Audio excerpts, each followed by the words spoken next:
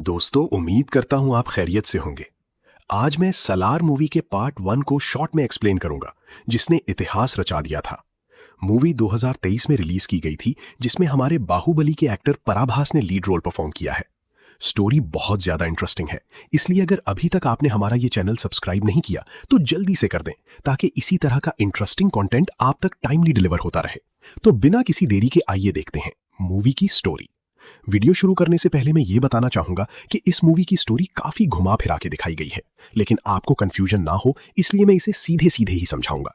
ये कहानी है खानसार नाम के एक शहर की, जो कि इंडिया का ही पार्ट है, लेकिन उसके बारे में बहुत कम लोग जानते थे। तकरीबन 1000 साल पहले कई सारे खतरनाक डाकू एक जंगल में रहते थे। उन डाकुओं के 3 कबीले थे: मन्नार कबीला, शौर्या कबीला और घणिया कबीला। इन 3 कबीलों ने मिलकर अपने उस गढ़ को बहुत मजबूत बना लिया था और उन्होंने उस जगह को नाम दिया खानसार, जिस पर अंग्रेज भी अपनी हुकूमत नहीं कर पाए।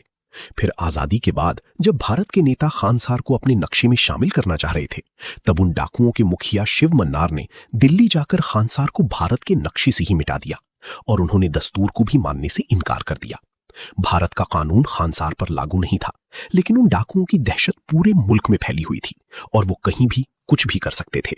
लेकिन अब पूरे मुल्क में लूटमार करने की बजाय उन्होंने सिर्फ गैर कानूनी धंधे वालों से ही कमीशन लेना शुरू कर दिया। इससे वो लोग बहुत ताकतवर और अमीर हो गए। लेकिन इस बढ़ती दौलत की वजह से शिव मन्नार को ये डर सता रहा था कि कहीं इससे डाकुओं में आपस की जंग ना शुरू हो जाए। इसलिए उन्होंने खानसार को एक सिस्टम में बांधने का फैसला किया और खुद की एक कानूनी किताब लिखी, निबंधन, जिसके हिसाब से उन्होंने खानसार को 101 हिस्सों में बांट दिया और हर हिस्से का एक लीडर मुकर्रर किया। सबसे कम दर्जे के लीडर थे कापर, उससे ऊपर थे सरदार और सबसे ज्यादा पावर थी कर्ता यानी राजा के पास, जो कि फिलहाल शिव मन्नार थे। फिर 1985 में शिव मन्नार की मौत हो गई और अब शौर्या कबीले के मुखिया की राजा बनने की बारी थी। लेकिन शिव मन्नार के बेटे राज मन्नार को यह मंजूर नहीं था। वो अपने बाप की गद्दी छोड़ना नहीं चाहता था, इसलिए वो अपनी फौज की मदद से पूरे शौर्या कबीले को नींद में ही मरवा देता है और खुद खानसार का कर्ता बन जाता है। अब वहां पर सिर्फ 2 ही कबीले बचे थे, एक मन्नार और दूसरा घनिया। इस सब के बीच खानसार में एक दिलचस्प वाकया होता है। राज मन्नार की 2 बीवियां थीं और उसकी पहली बीवी के 2 बच्चे थे, बेटा रुद्र और बेटी राधारामा। इन दोनों को बहुत इज्जत मिलती थी। लेकिन राज मन्नार की दूसरी बीवी के बेटे वर्धा और बाची को ज्यादा इज्जत नहीं मिलती थी और रुद्रा और राधा वर्धा और उसके भाई से नफरत करते थे। पर इसके बावजूद भी वर्धा को बराबरी का हक मिलता है और उसे रुद्रा के जैसा ही एक सरदार बनाया जाता है। वर्धा का एक जिगरी दोस्त था, देवा थारायसर, जो कि शौर्या कबीले का एक लड़का था। वो बहुत ज्यादा हिम्मत वाला और खतरनाक इंसान था, जो कि वर्धा के लिए अपनी जान तक दांव पर लगा देता था। वर्धा उसे अपना सालार बोलता था, मतलब खास सेनापति। फिर बाद में जब राज मन्नार ने घनिया के साथ मिलकर शौर्या को मारना शुरू किया, तब वर्धा ने अपने दोस्त को बचाने का फैसला किया, क्योंकि देवा शौर्या कबीले का था। उस वक्त घनिया कबीले के लोग देवा और उसकी मां को मारने उसके घर गए थे। तब वर्धा वहां जाता है और वो देवा के खानदान को बचाने के लिए अपना सरदार का कर्जा घनिया कबीले के एक आदमी को दे देता है। लेकिन राज मन्नार से ये बात छुपाई जाती है कि वर्धा ने एक शौर्या को बचाने के लिए अपना कर्जा उतारा है। फिर वर्धा देवा और उसकी मां को खानसार से बाहर भेज देता है ताकि वो महफूज रहें। लेकिन जाने से पहले देवा उसे वादा करता है कि वर्धा जब भी उसे किसी काम के लिए बुलाएगा तो वो जरूर वापस आएगा। इसके बाद देवा और उसकी मां गुजरात चले जाते हैं और वो वहीं रहने लग जाते हैं। इधर वर्धा को सरदार के पद से हटाकर एक कापर बना दिया जाता है, जिससे उसकी इज्जत और दौलत काफी कम हो जाती है और उसका बाप उसे घर से निकाल देता है। इस तरह से 25 साल गुजर जाते हैं और अब 2010 में पहली बार खानसार में बगावत की शुरुआत होने लगती है। एक दिन अचानक राज मन्नार को यह खबर मिलती है कि खानसार में किसी ने गुमनाम तौर पर बहुत सारे हथियारों की खरीदारी की है। असल में वहां कर्ता के खिलाफ साजिश चल रही थी, जिसका पता लगाने के लिए राज मन्नार कुछ दिनों के लिए खानसार से बाहर जाने का फैसला करता है और वो अपनी जिम्मेदारी राधारमा को दे देता है। लेकिन राज मन्नर के जाने से पहले उसका दामाद भरवा उसे बोलता है कि उन्हें वर्दा को माफ करके उसे फिर से सरदार बना देना चाहिए, जिसके लिए राज मन्नर तैयार हो जाता है और वो रंगा नाम के एक आदमी से उसकी सरदार की कुर्सी मांग लेता है। रंगा असल में उसी घनिया का बेटा था जिसे 25 साल पहले वर्दा ने अपना कर्जा दे दिया था, इसलिए राज मन्नर उसी से सरदार की कुर्सी वापस मांगता है। लेकिन रंगा इससे बहुत गुस्सा हो जाता है और वो राजमन्नर के खानसार से जाने के बाद वर्दा को मारने की कसम खा लेता है, क्योंकि खानसार के निबंधन में लिखा था कि कोई भी अपनी ताकत साबित करके दूसरे की कुर्सी छीन सकता है।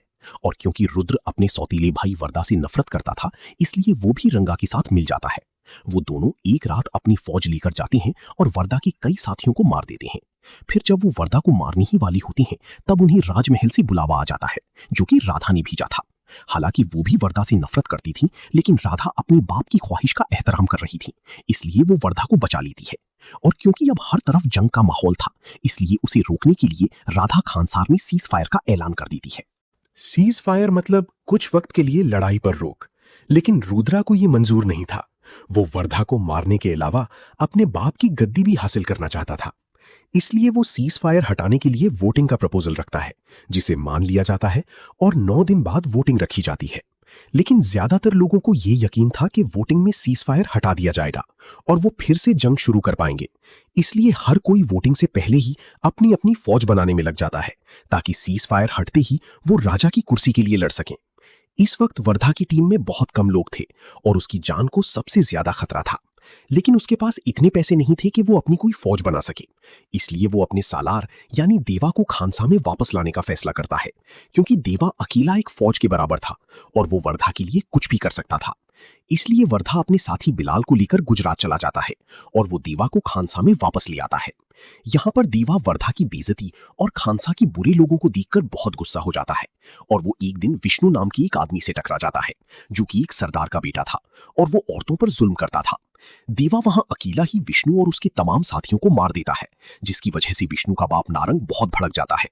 फिर देवा और वर्धा को एक अदालत में पेश किया जाता है, जहां नारंग उन दोनों को सजा देने वाला होता है।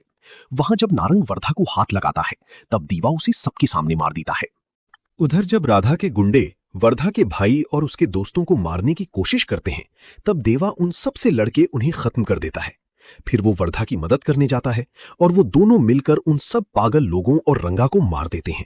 इसके बाद वर्धा देवा को बोलता है कि अब वो सिर्फ सरदार नहीं बनना चाहता, बल्कि वो पूरे खानसार पर राज करना चाहता है। तब देवा अपने दोस्त की ख्वाहिश पूरी करने के लिए तैयार हो जाता है। दूसरी तरफ राजमन्नार अपनी बेटी को बताता है कि उसने ये पता लगा लिया है कि किसने उसके खिलाफ हथियारों की खरीदारी की है। ये काम घनिया कबीले के लोगों ने किया था, जो कि खानसार पर कब्जा करने के लिए जंग की तैयारी कर रहे थे। इसके अलावा और भी लोग थे जो राजमन्नार के खिलाफ साजिश रच रहे थे। उनमें से एक था उसका बेटा रुद्रा, जो कि अपने मामा के साथ मिलकर अपने बाप की गद्दी हड़पना चाहता था। इनके अलावा राजमन्नार का सबसे बड़ा दुश्मन था उसका दामाद भरवा, जो कि मन्नार कबीले का नहीं था, वो असल में शौर्या कबीले का था। भरवा की एक साथी से राजमन्नार और राधा को पता चलता है कि 25 साल पहले जब शौर्या कबीले को मारा गया था, तब उस कबीले के लोगों ने अपने बच्चों को एक खुफिया सुरंग में भेजकर बचा लिया था। और वो सब बच्चे इतने सालों से बदला लेने की तैयारी कर रहे थे।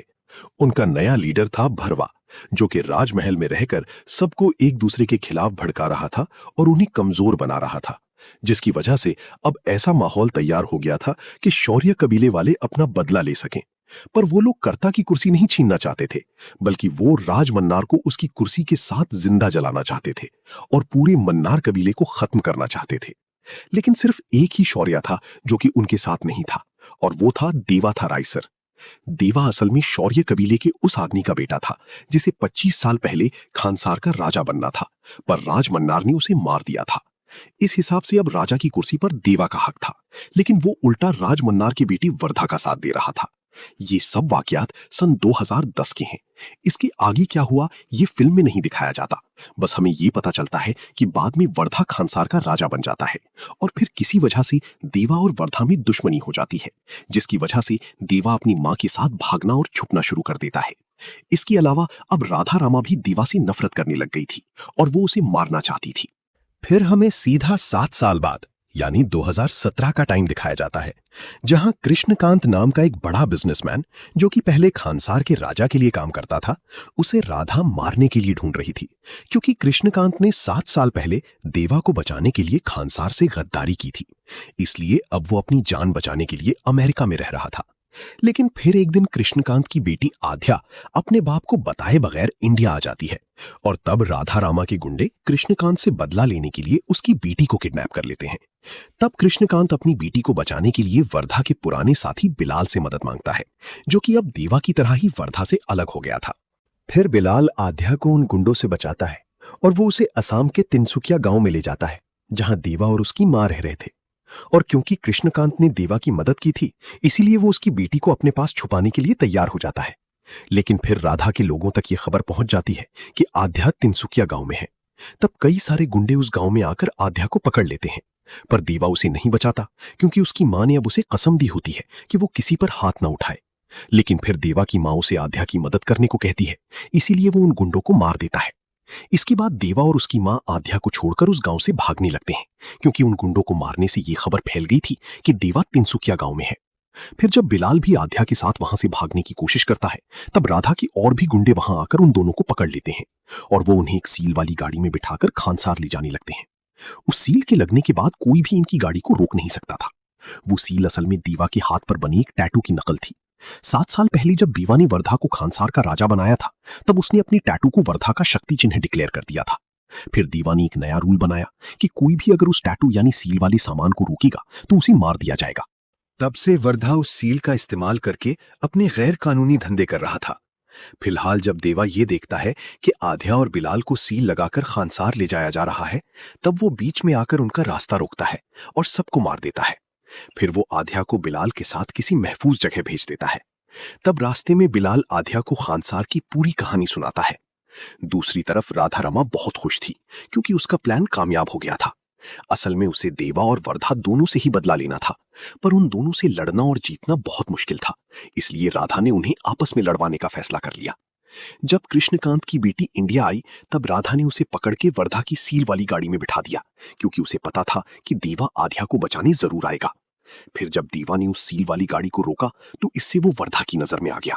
और क्योंकि ये देवा का ही बनाया हुआ रूल था कि जो भी उस सील के रास्ते में आएगा उसे मार दिया जाएगा, ऊपर से अब देवा और वर्धा के बीच दुश्मनी भी थी, इसलिए वर्धा उसे मारने पर तुल जाता है। तो ये थी सालार पार्ट 1 सीज फायर की स्टोरी। इसके आगे की कहानी हमें इस मूवी के सेकंड पार्ट शौर्या पर्वम में दिखाई जाएगी, जहां हमें पता चलेगा कि वर्धा खानसार का राजा कैसे बना, उसकी और देवा की दुश्मनी क्यों हुई, और क्या शौर्या कबीले वाले अपना बदला लेने में कामयाब हो पाए। ये सब जानने के लिए हमें सलार पार्ट 2 देखना पड़ेगी। तो दोस्तों, ये थी सलार मूवी की एक्सप्लेनेशन वीडियो।